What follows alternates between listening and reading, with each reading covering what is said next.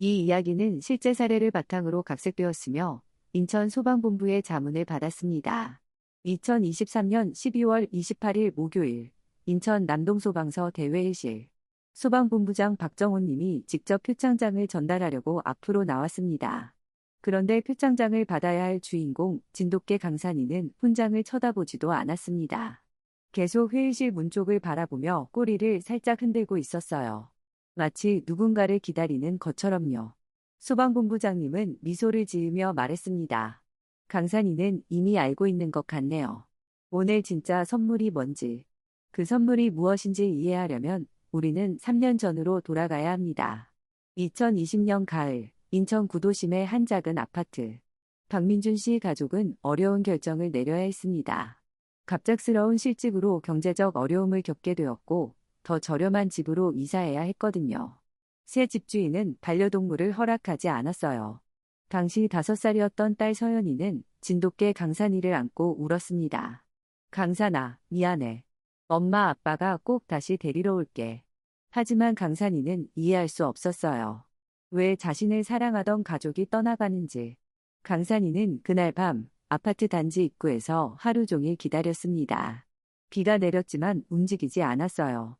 이틀째 되는 날 아침 68세의 이종수 할아버지가 강산이를 발견했습니다.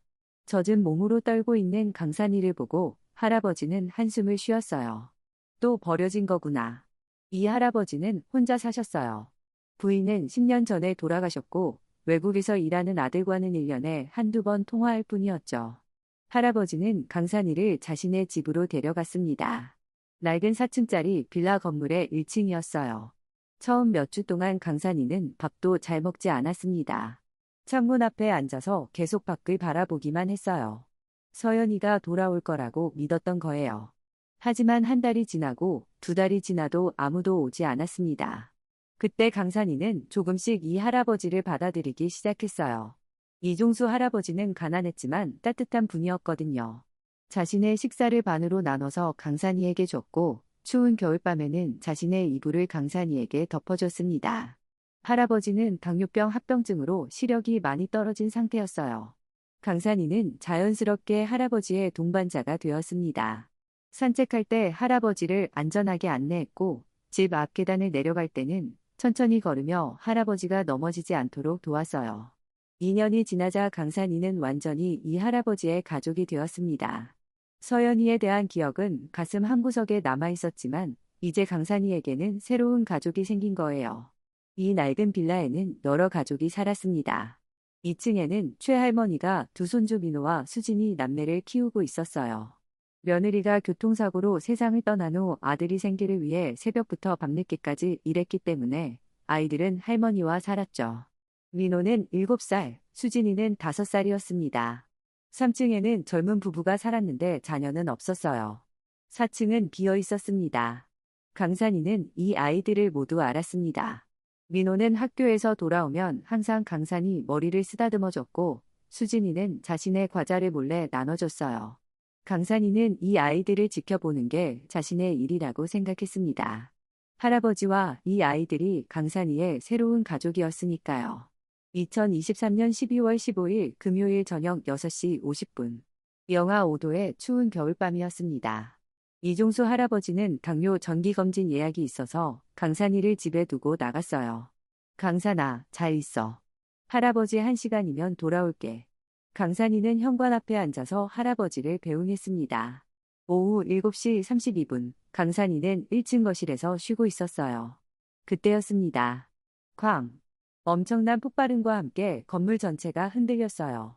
3층에서 가스가 폭발한 거였습니다.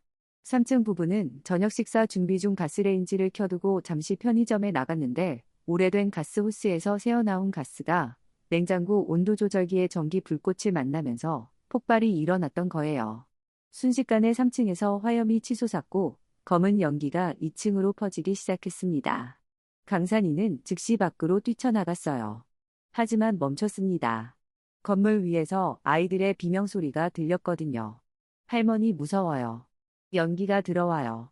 2층 최 할머니의 다급한 목소리도 들렸어요. 애들아, 베란다로 나가. 강산이는 단 1초도 망설이지 않았습니다. 건물로 다시 뛰어 들어갔어요. 1층에서 2층으로 올라가는 계단은 이미 연기로 가득 차 있었습니다. 강산이는 숨을 참으며 계단을 올라갔어요. 2층 복도는 3층에서 내려온 뜨거운 연기로 뿌옇게 보였습니다. 최할머니네 현관문은 열려 있었어요. 강산이는 안으로 뛰어들었습니다. 거실 한쪽에서 최할머니가 계단 쪽에서 넘어져 다리를 다쳐 움직이지 못하고 있었어요. 강산아. 할머니가 강산이를 보고 소리쳤습니다. 애들이 안방에 있어 제발. 강산이는 안방으로 달려갔어요. 민호와 수진이는 창문 가까이에서 겁에 질려 웅크리고 있었습니다. 창문은 닫혀 있었고 아이들은 어떻게 열어야 할지 몰랐던 거예요. 강산이는 앞발로 창문 손잡이를 긁어댔습니다. 민호가 이해하고 창문을 열었어요. 강산아. 창밖으로 차가운 공기가 들어왔고 연기가 조금 빠져나갔습니다. 강산이는 민호의 옷소매를 입으로 물었어요. 그리고 창문 쪽으로 끌기 시작했습니다. 창문으로 나가. 강산이의 행동이 그렇게 말하는 것 같았어요. 민호는 수진이 손을 잡고 베란다로 나왔습니다. 베란다 아래를 보니 1층 창고 지붕이 있었고 그 위에 겨울에 쓸 볏짚과 스티로폼 박스들이 쌓여 있었어요. 높이는 약 2.5m 정도였습니다. 바로 그때 멀리서 사이렌 소리가 들렸어요. 누군가 119에 신고한 거였습니다. 하지만 아직 시간이 필요했어요. 강산이는 민호를 베란다 난간 앞으로 밀었습니다. 민호는 무서웠지만 강산이를 믿었어요. 난간을 넘어 조심스럽게 볏짚 더미 위로 뛰어내렸습니다. 아! 민호는 비명을 질렀지만 볏짚이 쿠션 역할을 해줘서 다치지 않았어요.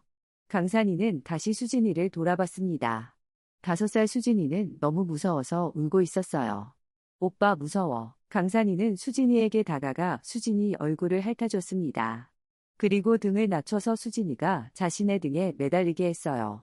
수진이는 강산이 목을 꼭 안았습니다. 강산이는 조심스럽게 베란다 난간으로 갔어요. 그리고 뒷다리로 힘을 주어 난간 위로 올라갔습니다. 그 순간 2층 안쪽에서 불길이 갑자기 커졌어요. 3층 바닥이 일부 무너지면서 불이 2층으로 번진 거였습니다. 강산이는 시간이 없다는 걸 알았어요. 수진이를 등에 태운 채로 볏짚 더미를 향해 뛰어내렸습니다. 강산이의 몸이 먼저 볏짚에 닿았고 그 충격을 흡수하면서 수진이를 안전하게 보호했어요. 으르렁. 강산이는 낮게 신음했습니다. 왼쪽 뒷다리가 착지하는 순간 삐끗했고 등과 옆구리는 뜨거운 베란다 철제 난간에 스치면서 화상을 입었거든요. 하지만 수진이는 무사했습니다. 민호가 동생을 안전한 곳으로 데려갔어요. 강산이는 다시 건물을 올려다봤습니다. 최할머니가 아직 2층 안에 있었어요. 강산이는 다시 건물 안으로 들어가려고 했습니다. 하지만 그때 강산아 안 돼. 이종수 할아버지의 목소리가 들렸어요. 할아버지가 병원에서 막 돌아온 거였습니다. 할아버지는 강산이를 붙잡으려 했지만 강산이는 이미 1층 현관으로 뛰어들어갔어요. 계단을 다시 올라갔습니다. 2층은 이제 연기가 더 짙어졌고 불길도 거실까지 번지고 있었어요. 강산이는 최할머니가 쓰러져 있는 곳으로 갔습니다. 할머니는 의식이 있었지만 다리 부상 때문에 움직일 수 없었어요. 강산이는 할머니의 옷소매를 물었습니다. 그리고 있는 힘을 다해 끌기 시작했어요. 할머니는 60kg이 넘었습니다. 강산이는 15kg밖에 안 되는 진돗개였어요. 하지만 멈추지 않았습니다. 조금씩 현관 쪽으로 끌었어요. 강산이의 발바닥이 뜨거운 바닥에 타들어갔고 연기를 너무 많이 마셔서 숨쉬기가 힘들었습니다. 하지만 강산이는 계속 끌었어요. 현관 문턱까지 3m, 2m, 1m. 바로 그때 계단 아래에서 목소리가 들렸습니다. 119 구조대입니다. 계십니까? 드디어 소방관들이 도착한 거예요. 사고 발생 7분 후였습니다. 소방관 2명이 계단을 올라와 2층으로 들어왔어요. 그들은 놀라운 광경을 목격했습니다. 진돗개 한 마리가 할머니를 끌고 있었던 거예요. 개가 구조하고 있어요. 젊은 소방관 김태현 씨가 소리쳤습니다.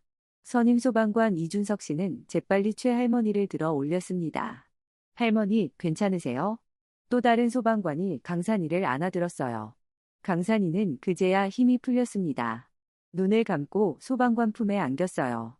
건물 밖에서 이종수 할아버지가 기다리고 있었습니다. 소방관이 강산이를 안고 나오자 할아버지는 달려갔어요. 강산아, 강산아. 강산이는 할아버지 목소리에 눈을 살짝 떴습니다. 꼬리를 한번 흔들었어요. 구급대원이 강산이를 들것에 조심스럽게 올렸습니다. 바로 동물병원 응급센터로 이송해야 합니다. 최 할머니도 구급차에 실렸어요. 다리 골절이었지만 생명에는 지장이 없었습니다. 민호와 수진이는 가벼운 연기 흡입 증상만 있었고요. 할머니는 들것에 누운 채로 강산이를 바라보며 울었습니다. 고마워, 정말 고마워. 구급차는 사이렌을 울리며 병원으로 향했습니다. 인천동물병원 응급센터 수의사 정민아 선생님이 강산이를 진찰했어요. 화상 2도, 신체 표면 약 25%, 왼쪽 뒷다리 염좌, 연기 흡입으로 인한 호흡곤란. 즉시 수술 들어갑니다. 수술은 3시간 동안 계속되었습니다. 화상 부위 치료, 다리 부목, 산소 공급. 할아버지는 수술실 밖에서 내내 기도했어요. 자정이 넘어 수술실 문이 열렸습니다. 다행히 생명에는 지장이 없습니다. 하지만 최소 3주는 집중 치료가 필요해요. 회복까지는 2개월 정도 걸릴 겁니다. 할아버지는 중환자실로 들어가 강산이를 봤습니다. 온몸에 붕대가 감겨 있고 산소 마스크를 쓴 강산이. 할아버지는 강산이 머리를 조심스럽게 쓰다듬으며 울었어요. 잘했어, 정말 잘했어. 다음 날 아침 인천 지역 뉴스가 이 사건을 보도했습니다. 가스 폭발 현장에서 두 아이와 할머니를 구한 영웅 진돗개. 뉴스 카메라는 강산이의 특징을 클로즈업으로 담았어요. 왼쪽 귀에 있는 작은 검은 점, 오른쪽 앞발에 독특한 하얀 무늬까지 선명하게 나왔습니다. 인터뷰 화면에는 민호가 나왔어요. 강산이가 저희를 창문으로 데려가줬어요. 그리고 수진이를 업고 같이 뛰어내렸어요. 최 할머니도 병원 침대에서 인터뷰했습니다. 그 개가 저를 끌어줬어요. 소방관 아저씨들이 올 때까지. 강산이가 아니었으면 저는. 할머니는 말을 잇지 못하고 울었습니다. 뉴스를 본 사람들이 병원으로 찾아왔어요. 꽃다발과 간식, 후원금을 들고 온 겁니다.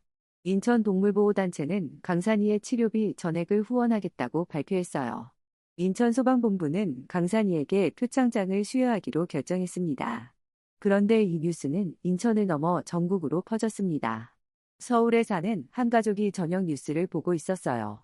박민준 씨 가족이었습니다. 3년 전 강산이를 떠나보낸 그 가족. 화면 속 강산이의 클로즈업이 나왔을 때 민준 씨는 숨을 멈췄습니다. 여보 저 개. 민준 씨의 아내도 화면을 뚫어져라 쳐다봤어요.